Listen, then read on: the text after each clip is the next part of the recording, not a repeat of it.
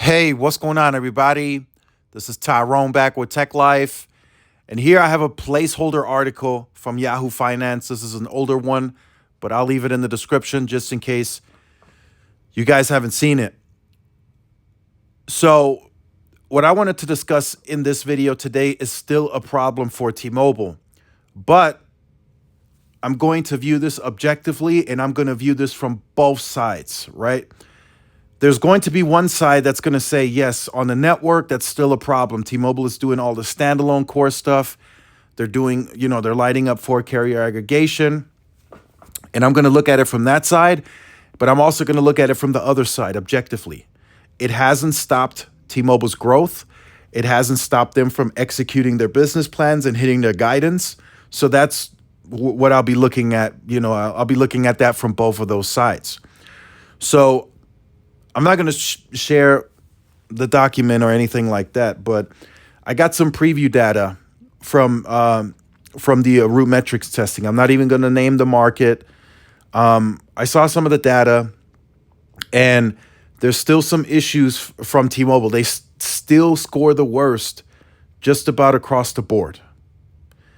So some of the ones that caught my attention that I wanted to say where T-Mobile still scores the worst by far. One is task failure rate, speed tests failing, stuff like that. T-Mobile still scores the worst. Average light data secure time, T-Mobile still scores the worst by far. Percentage above threshold, that's on the downlink, and that's above 4 megabits per second. T-Mobile still scores the worst. With all this N41 on air, with all this bandwidth, with all this backhaul, they still score the worst by far. It's not even close. And then on the uplink, they did second, right? They scored second to Verizon.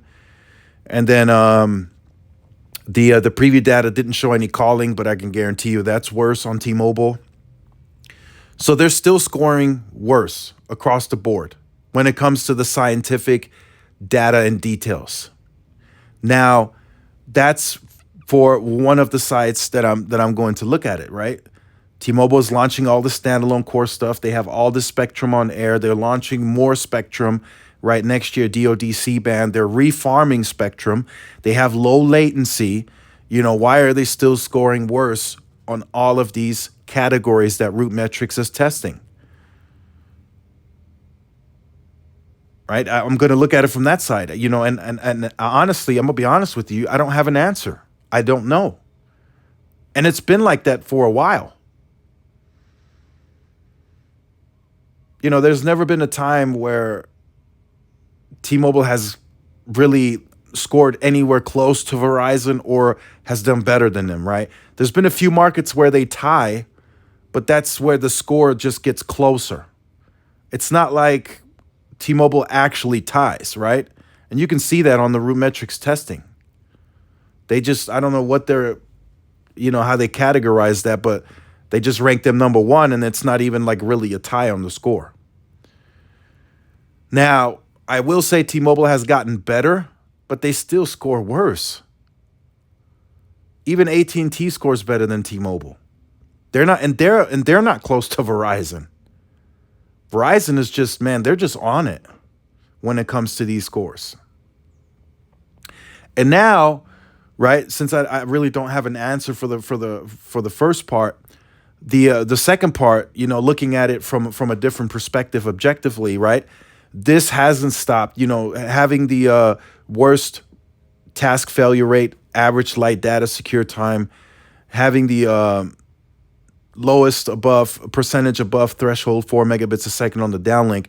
It hasn't stopped T-Mobile with anything, right? They still grow every quarter. Although I will say churn was up versus Q2 this year, but we'll see how that pans out over the next few quarters. T-Mobile did say it's going to be back and forth for the next few quarters before they put the competition in the rear view on churn. So we'll give them the benefit of the doubt.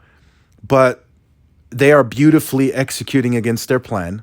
It hasn't stopped them at all. They are well on their way to, at the current win rates, they are well on their way of hitting all of their guided targets by 2025.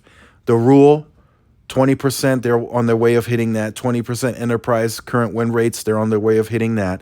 7 to 8 million at the current growth and win rates for fixed wireless access, they're on their way to surpassing the 7 to 8 million. So they're doing well in all of those underpenetrated segments, but yet they score the worst on some of the just about all of the categories that RootMetrics tests and considers into their final score. So that's just something that I wanted to discuss in this video. I wanted to put that out there.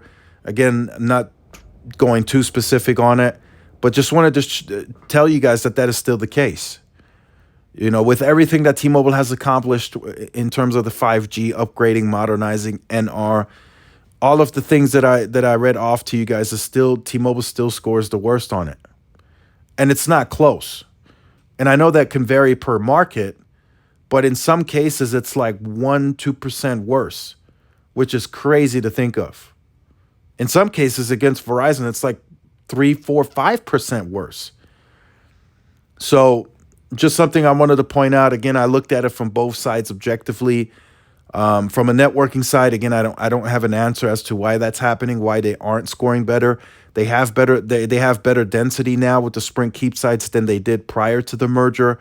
I am starting to see them install some small cells here and there. They got a ton of spectrum on air.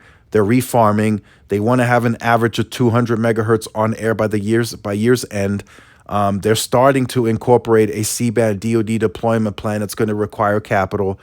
So again, I couldn't give you guys an answer on that. And then looking at it from the other side, right, the other point of view, it hasn't stopped them, right? They continue accelerating growth. They have raise and beat quarters every quarter. Guidance is probably going to be up for 2024 versus what they may have previously reported or were going to report. They probably keep adjusting that. So again, looking at it from both sides, let me know what you guys think in the comments. Make sure you guys stay tuned. Like, share, subscribe, follow my social media outlets. This is Tyrone with Tech Life. See y'all in the next one. Peace.